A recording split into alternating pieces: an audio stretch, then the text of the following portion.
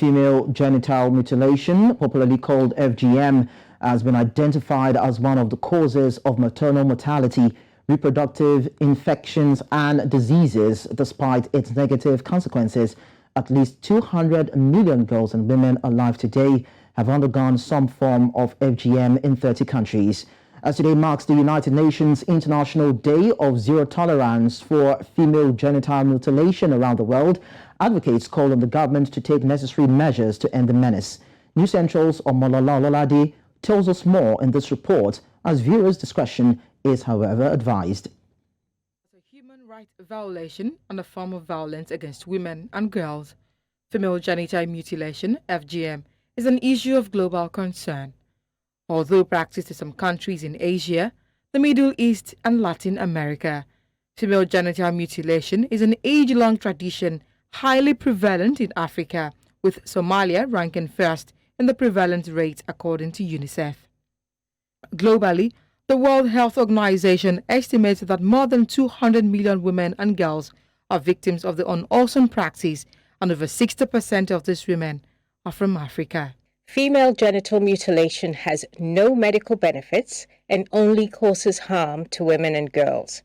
It is a violation of their dignity and rights. The decline has been uneven in countries, and in some places, health workers are the ones doing the cutting. In Kenya and many other countries, WHO is supporting health workers to resist these requests and instead be advocates for change. Also known as female circumcision, medical practitioners say it is the mutilation of diverse parts of the female genitals, resulting in a deep medical crisis that makes the practice non-desirable. FGM comprises of all procedures that involves the alteration or injury to the female genitalia for non-medical reasons. There are 4 forms of female genital mutilation. One is the clitoridectomy, a partial or total removal of the clitoris, an incision, an infibulation, and others that include burning, piercing, and what have you.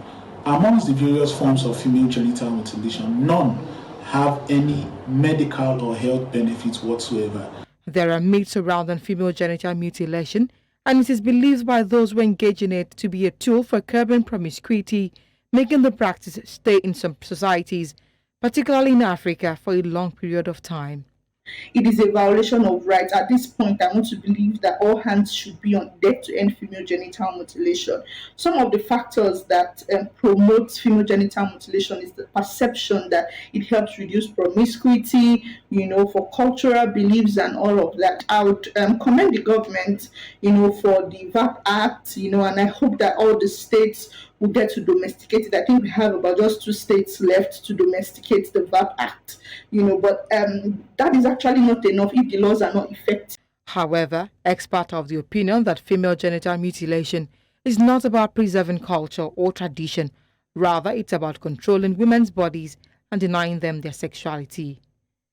Advocates against female genital mutilation hope that laws and policies will be enacted to bring an end to this menace. Omolola Ololade reporting for News Central.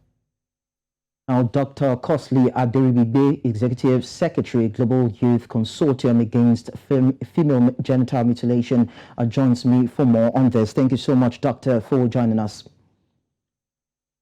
Thank you so much. Thank you for having me. Now, there have been campaigns after campaigns for years, if not decades, about female genital mutilation. And according to the report that we watched, it has no medical or health benefits, and it's considered a violation of the rights of a girl child. But then, why is the practice so hard to eradicate? Thank you very much. Female genital mutilation is deeply rooted in culture and tradition. And if you understand culture and tradition, it's not something that started overnight. It's an age-long practice, and it's been passed from one generation to another generation. And so it becomes very difficult to wake up one day and over the night think that it's going to go. What we are seeing now is that people are now beginning to go into hiding. People are beginning to do it in their own private spaces, and not coming to public like it used to be, to celebrate, to have FGM done. Because before now, what used to happen is that people come out publicly to celebrate, FGM, to celebrate girls that are being caught, even do carnivals around the time that girls are being caught. But now what we are seeing is that people are beginning to, go into hiding. People are beginning to do it privately, and that is a step. In the positive direction. Is a step in the way forward. It might look like the progress is slow, very slow, but the truth is that we are achieving progress. Before now, people cannot go, activists, advocates cannot go on air, cannot go on radio to talk about FGM.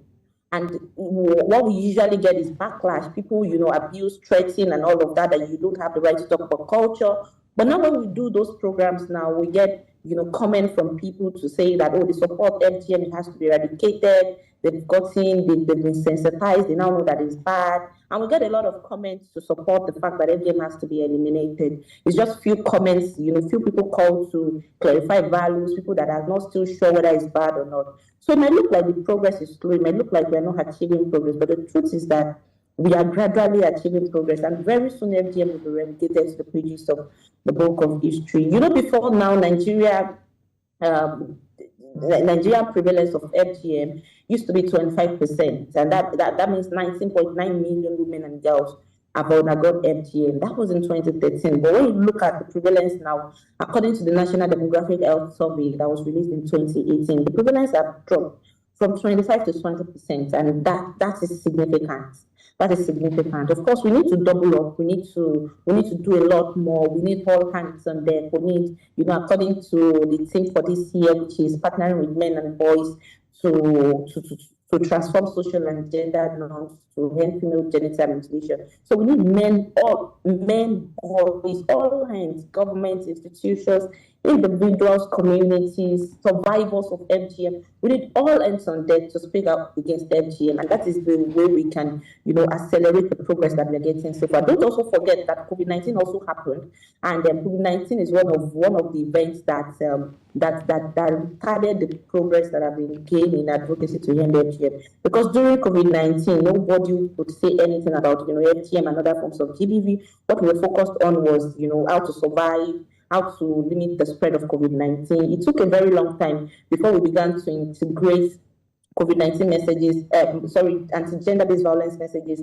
into COVID-19 messages and intervention. And all of this, we have to know that has thrown effect, because it puts a lot more girls at risk of female genital mutilation during COVID-19, especially girls are not going to school, girls are being locked down with their abuser, with their grandparents, and became more at risk of FGM. All right, Doctor, it's quite nice to know that some appreciable progress has been made in combating these social malaise. But then, quickly before I let you go, it's a traumatic experience. What are the things being done to help those who are survivors, those who have experienced such form of mutilation, get back to life and be able to make meanings of the rest of their life? The United Nations Population Funds in Nigeria and the United Nations Children Fund are the biggest, or the organizations that lead the biggest and the largest global program when it comes to the elimination of female genital mutilation, and they support survivors of FGM to get support. I work with an organization, Value Female Network, at the grassroots, and the organization got supported by UNFPA to run a 24/7 rescue line that links survivors of FGM to care, that leads them to psychological care, leads them to medical care, including surgical care. And as such, there are options for people that have been mutilated. It's a very traumatic experience, but know that it's not your fault that you're mutilated. It's not your fault. In this part of the country, Nigeria, usually girls are being mutilated at an age that they cannot say yes or no. I was mutilated also at an age that I could not resist, I could not reject. Okay. So have an option. You have an option to psychological care. You have an option to medical care. You just need to speak out and get it. All right. Thank you so much, Dr. Costly, for joining us. Thank you very much for having me on.